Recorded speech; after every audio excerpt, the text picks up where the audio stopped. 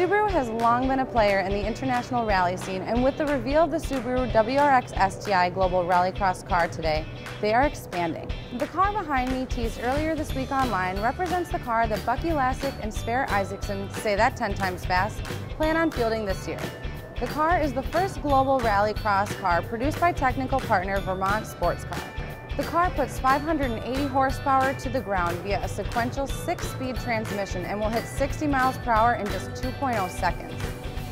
The car features a custom wide body kit, carbon fiber rear wing, carbon mirrors, and wheels provided by Method. The car will debut next month in conjunction with Top Gear live in Barbados. Its first U.S. event will take place this June at the X Games in Austin, Texas. In addition to the global rallycross news, Subaru also plans to reveal a WRX STI designed for stage rallies and to be driven by Travis Pastrana later this year. From the New York International Auto Show, thanks for watching and make sure you buy happy.